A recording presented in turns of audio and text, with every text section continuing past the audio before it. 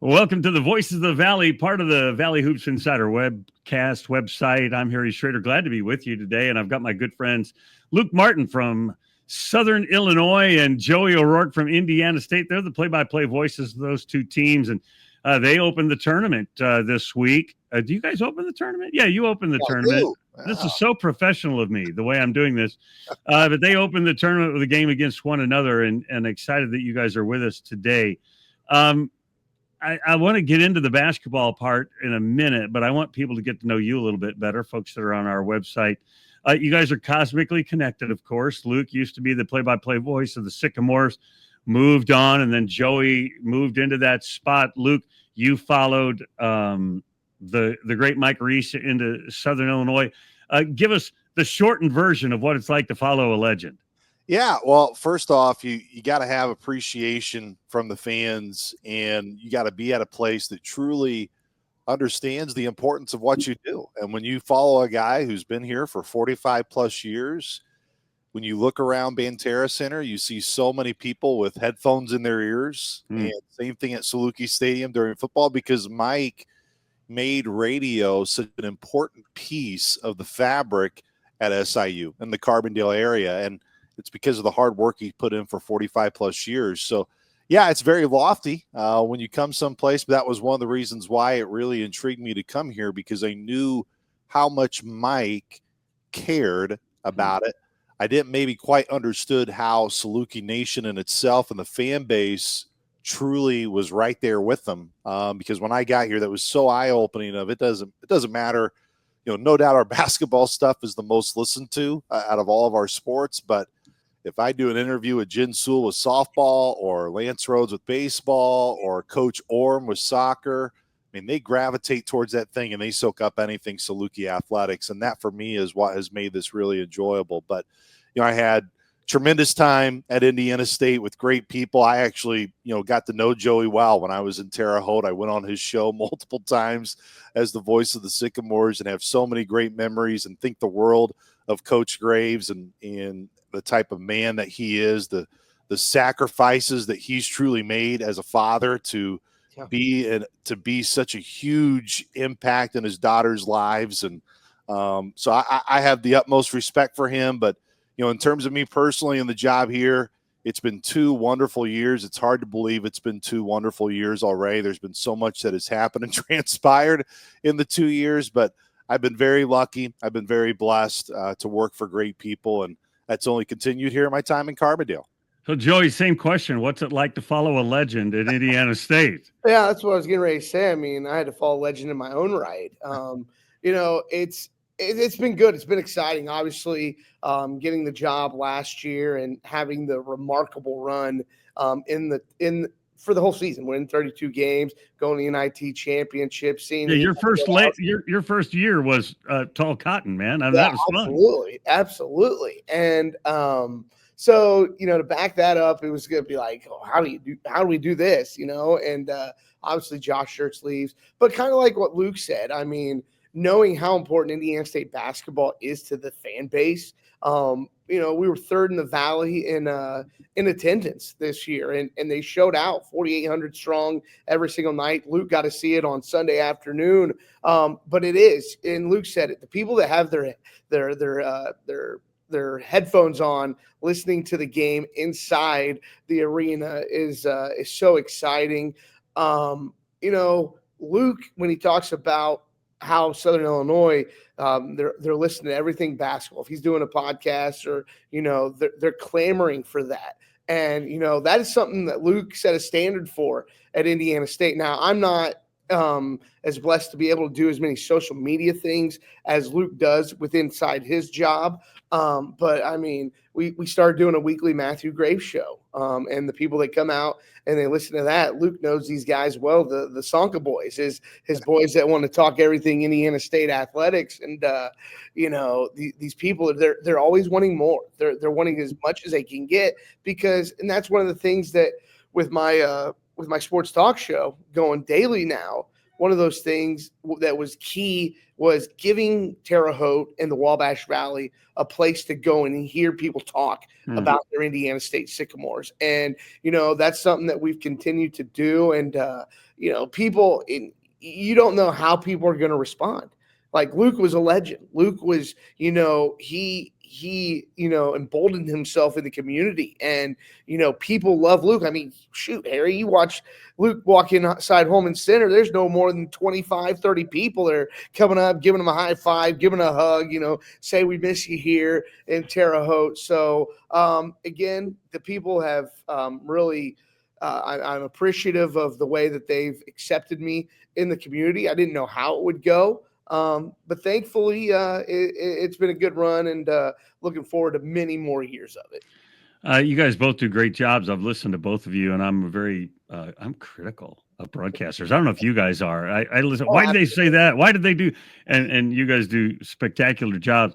Luke, how difficult is a game like last Sunday when it's the team you just broadcast for recently? Obviously, it's been 2 years now, but is it emotionally a little bit difficult? Like tomorrow's game, is it different because it is Indiana State?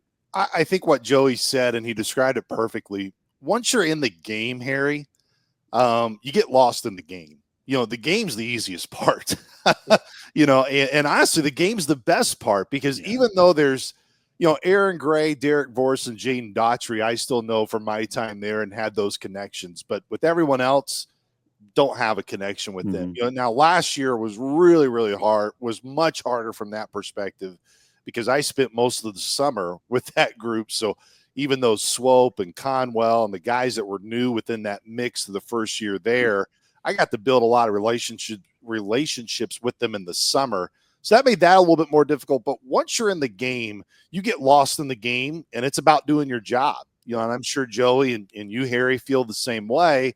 Now the lead up, once you start running into people that you see those relationships, you talk to them before, that's the hardest part. It's outside the game that can make it a little bit more emotional than normal.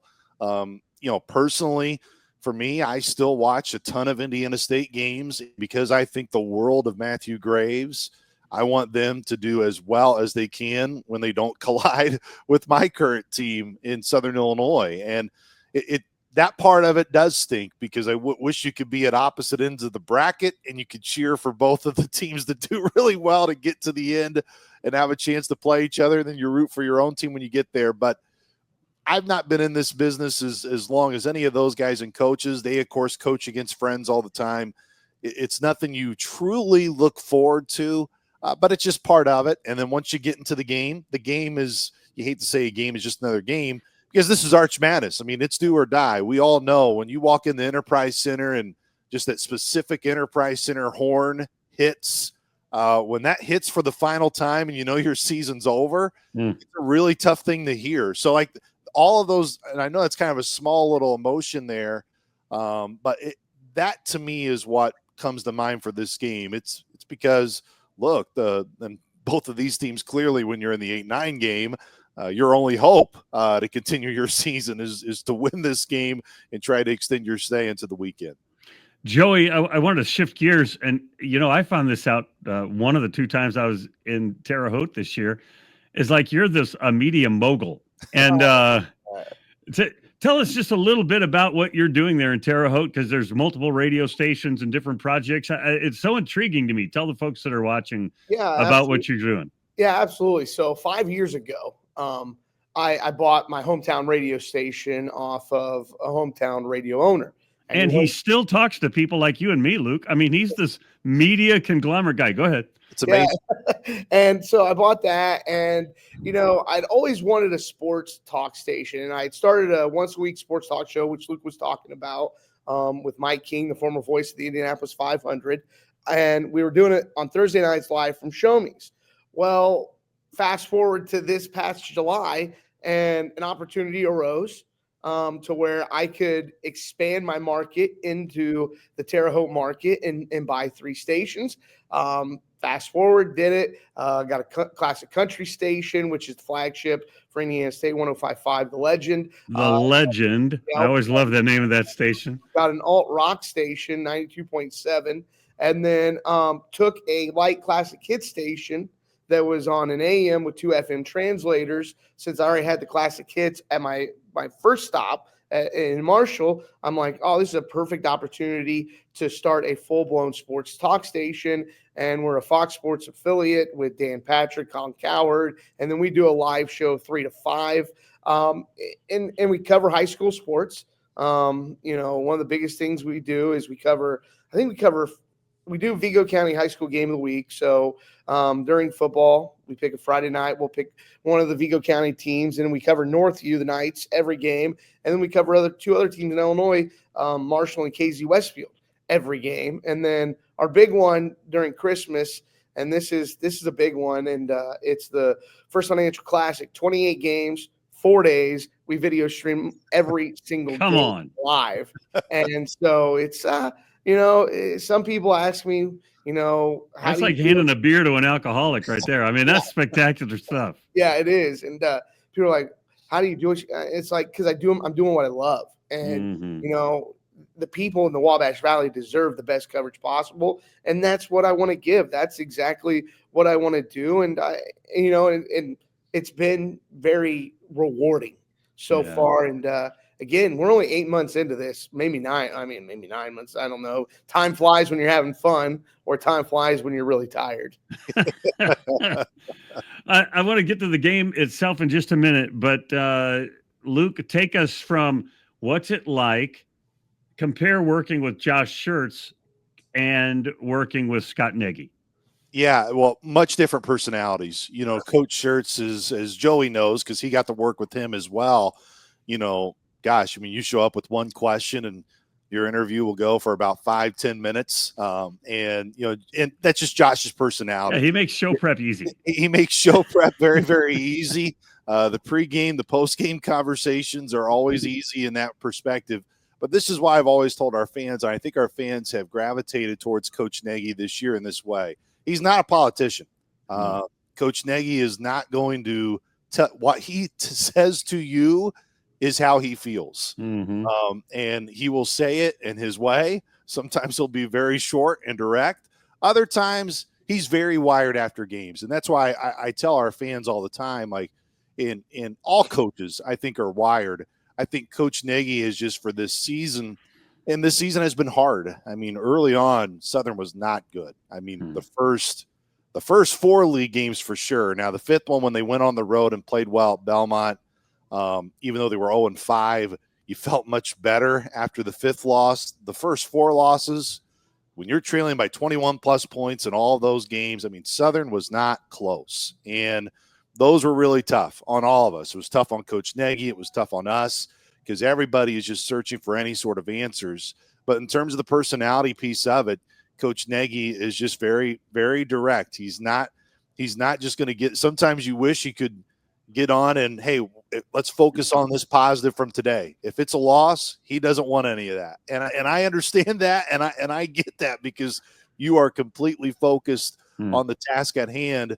But even Sunday, I mean, Coach Watson and I were like, man, where do we go with this with Coach Nagy? This is going to be a tough conversation. He was great.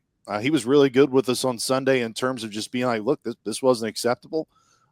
He was really intent on things that I noticed during the games of certain conversations that I would bring up.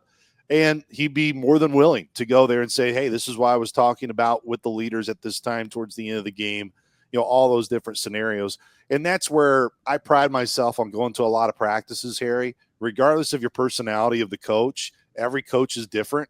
If they know you're there and they see that you're there, they're going to give you more.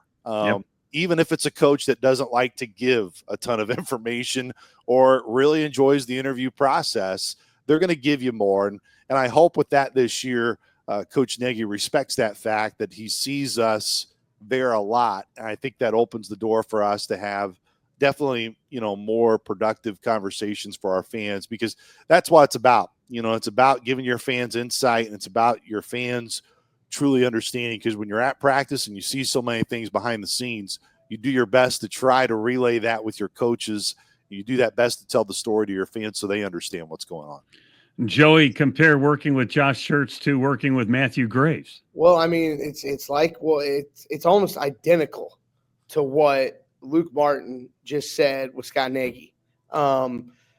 Matthew Graves, he's going to straight up tell you how it is. I mean, he's not going to sugarcoat anything. He's giving you the real Matthew Graves version, and I think fans appreciate that because there's no sugarcoating it.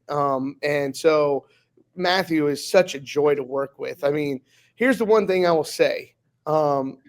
Matthew Graves is, if we're doing a pregame interview, Matthew Graves is there on time. Like, that's just who he is. That's the type of person he is. And I appreciate that so much from, a business aspect, knowing that, hey, if I show up here at 9:15, I know I've got 9:15 to 9:30, and then we can be out of there. The one thing that I don't get to go to practice as much as I would like to, because I might get to see him for 45 minutes a day if they practice at 1:30 Eastern time, because I can go there and I can get to my show at 3. If I can be there for 45 minutes, great.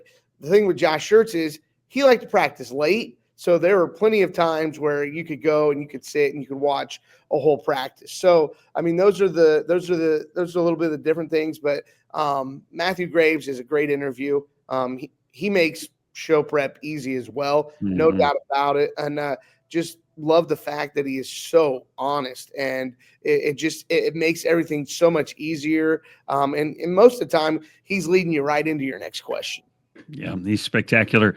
And there are things that we won't get into this, but Luke and Joey, there are times when you get to know a coach well enough, they'll tell you stuff that you can now know, but now you can't share. I mean, like Luke said, I want to be able to bring that to the fans, but there are a lot of things they'll share with you that are like, oh, that's behind the scenes. Mm-hmm. And you actually earn and grow in that trust level so that maybe you can explain things a little bit differently and the fans won't really know what you're saying, but you're maybe covering something up. I'm going to move along to the game itself. I've had you on forever and we haven't even talked about basketball yet. The only meeting in the weird way that the Valley has the schedule now, because we don't have the true round robin, was a blowout. Obviously, Indiana State crushed the Salukis. First, you, Joey, what do you think you learned, or what gives you confidence or concern coming out of a blowout win of Southern Illinois? Yeah, obviously, I don't ever think you want to see that team immediately the next game, because I really feel like we didn't see the true Southern Illinois team on Sunday. Indiana State obviously did a lot to make it that fact. That first half was the best defensive first half that Indiana State's probably played all year. I mean, they were fantastic in that aspect. And then offensively, they got anything they wanted. I mean, they were getting baseline cuts with Aaron Gray for dunks. They were getting paint touches. It was opening up so many things for the offense, and they put up 52 first half points, which I think, that was the most first half points they had scored since the win at UIC, like almost a month before. So everything was so good in the first half. And, and for lack of better words, Southern couldn't get out of their own way. I mean, they were getting to the free throw line, but they were not capitalizing. And that is one of those things that if they make 4 or 5 more free throws in the first half, you're probably talking about a different game. And then the start of the second half was a completely different Southern team. They were the aggressor in the second half. They came and they set the tone. Indiana State did not come out and did not respond to that. But again, Indiana State fouled them. I mean, Southern Illinois made more free throws than Indiana State attempted in the game, but Southern Illinois just couldn't ever string enough made free throws together to actually make it a run to where it's like, oh man, they're going to get back into this one. I know Scott Nagy. I know that coaching staff is going to have this team ready to go, because I guarantee Scott Nagy had them in practice this week, and they were intent on, hey, this was unacceptable. We got to be ready to go. Our season's on the line. And when that happens, a one and done environment, anything can happen, especially on a neutral floor. Yeah, same question, Luke. What concerns you after watching the team get drilled, or what encourages you maybe by that good second half? I mean, talk about how you view that particular game and how it affects tomorrow's game.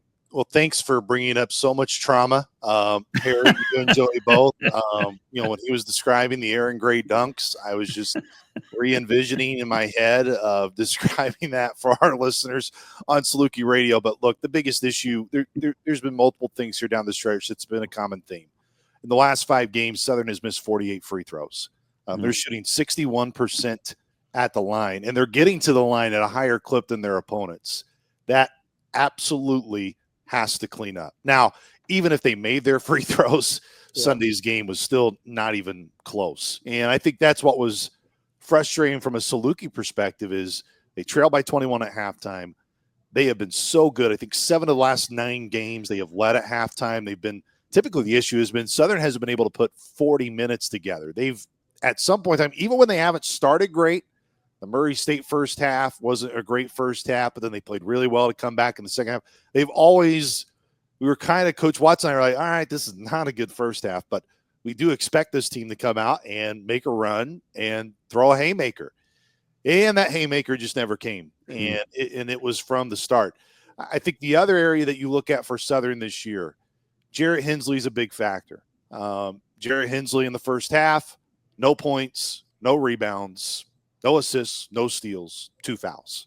Wow. Jarrett is way too important of a piece for SIU to have that type of stat line at half. We kind of call them the big 3.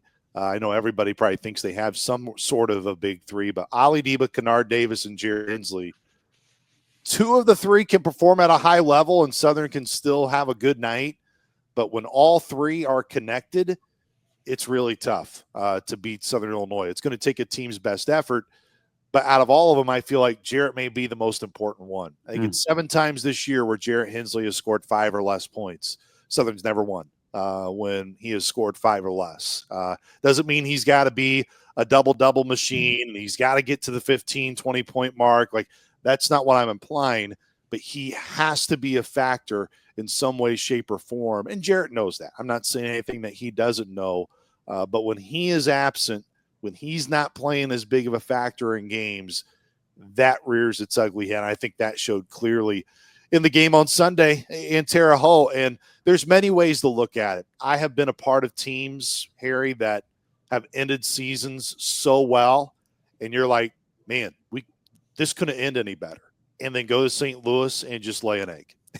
Don't play well. I've also been a part of teams where, oh gosh, this is a struggle. Like, I don't think there is a chance to extend this season. And then you go and you perform better than you thought in St. Louis. So don't always try to make too many drastic, even if it was Southern's perspective and they dominated on Sunday, which they did not. But even if they did, that doesn't always equate to saying things are going to go well on Thursday. But it's a tough way with the schedule.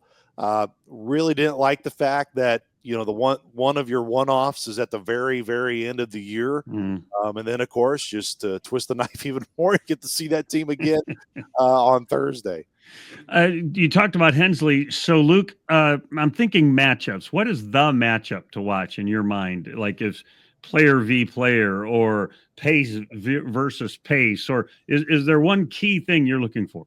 Well, there's multiple keys. I think number one, and Joey spoke about it. Indiana State this year defensively has no doubt been a struggle for the most of the year, and Southern did not make Indiana State work defensively at all in the first half. And some of that, no doubt. Talking to Casey Alexander this year on our podcast, head coach from Belmont, what I actually really enjoyed he said to us, and I've used it a lot on our broadcast, was he said, Luke, there's always a 50% equation to these games. And we have 50% to say about it, but the opponent has 50% to say about it. We can always look at it as 100% lens of what we're doing and look at the struggles internally and say, man, why didn't Southern do this? Hey, there's a 50% equation to this. And no doubt you got to give credit where credit is due to Indiana State. But Southern did turn the ball over a ton on Sunday. And it was because they didn't move the ball. That was a huge frustration for SIU. And you got kind of, not that you want the turnovers high. Trust me, you don't want the turnovers high. But Southern's a team that has typically turned the ball over, but they've been able to win despite high turnovers, because that tells you, I think, how often they're sharing the basketball, how they're cutting, how they're moving. All of those things will be big. I don't think it's any secret that, Samaj Teal is a tremendous talent. And Kennard Davis is a really good defensive player. But Samaj Teal, he really tooled with Kennard Davis on Sunday. And at times, he made Kennard look silly. And now Samaj Teal has done that to a lot of guys this year. And I do believe he is a first-team all-league type player. He has played at that all year. Kennard's got to answer that now. And Kennard's got to bounce back on Thursday, and I expect him that he will. But I would say out of any of the individual matchups that everybody needs to improve for SIU, it was across the board. But I would just say for Kennard, he is a much better defender than what he showcased on Sunday. And Samaj Teal is a tremendous, tremendous task. So for me, out of all the guys that I would say, Jarrett Hensley is going to be important, all that, but Kennard Davis has to impact the game, and he's got to frustrate as much as he can Samaj Teal. If he doesn't, and Samaj hasn't, and look, you can still frustrate a guy like Samaj Teal, and he'll still drop 36 on you. So you can defend well, and he can still have a good night. But if you're giving horse shots, if you're giving, Samaj Teal open looks, if you're giving Camp Wagner open looks, if you're giving those guys open looks, they're not shy in shooting them. They're going to keep shooting them, but they're going to make uncontested looks, and that's just what cannot happen for Southern on Thursday. Joey, same question. What's the matchup, or what do you think might be the key ingredient to watch in this game? I think, one of the reasons Indiana State was so successful on Sunday, and it's kind of the approach they took with Valparaiso earlier in the year. Kennard Davis, he's fourth in the league in scoring. Aladiba's third in the league in scoring. It's one of the things where, one of them can get theirs, but if Aladiba gets his, or a Jarrett Hensley gets his, or you think about Drew Steffi, he's Drew Steffi and Camp Wagner are mirror images of each other. Let's be honest. Like, if they're open, they're probably going to make it. And I think I saw some frustrations on Coach Nagy's face on Sunday, because Camp Wagner found himself open, how many times, and credit Indiana State's offense. Maybe it was a breakdown defensively by Southern Illinois. But if Kennard Davis is going to get his, shut down the role players. How did the periphery guys play in this game? Aaron Gray had 18. Camp Wagner had 18 in the game. So you look at the role players for Indiana State, they were able to get going along with Samaj Teal. And when that's happening, any team is going to be really good. And, 1-versus-1, Kennard Davis versus Samaj Teal, one of the best matchups in the first round of the Missouri Valley Conference. No doubt about it individually. But if I'm looking at it, how are the role players impacting the basketball game? If Southern Illinois and Luke and them are going to look at it the same way. If Samaj Teal has 25, but you hold Aaron Gray to 5 or 6, you hold Camp Wagner to less than 9 points in a game, or Kamani Dowdy the same way, you're going to like your chances to win. So it's one guy can go and get his, but you got to shut down the other guys. And I think whoever does that on Thursday, tomorrow, is going to find a way to get the opportunity to play the Drake Bulldogs on Friday. Okay, one-word answer, or maybe two-word answer. Joey, give me one player you think this guy's going to be the hero tomorrow for the Sycamores. This guy's going to be the hero. The hero is going to be, if Indiana State wins and Indiana State plays well, Kamani Dowdy. I was going to say Kamani Dowdy. Luke Martin, same question. Who's going to be the hero on the Saluki side if they win?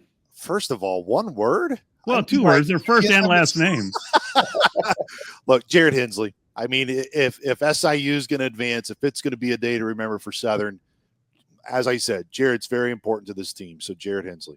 And with what he said, here's a stat for you. Indiana State, when they shoot 37% or better from 3, 11-1 on the year. Wow. Man, wow. See, Joey just comes in just with all of these, facts and numbers. That's just, just right after there, Harry. Listen, I so appreciate you guys. Love your work. Love hanging out with you in St. Louis or wherever we get to run into each other. Appreciate your time today being a part of all of this. Thanks so much. Hey, appreciate you, Harry. Appreciate you too, Harry. You too, Joey. We'll Yep. see you guys here in the Lou. Folks, thanks for watching Voices of the Valley, part of the Valley Hoops Insider podcast and website. I'm Harry Schroeder reminding you, since you've been there, make it a better place. We'll see you again real soon.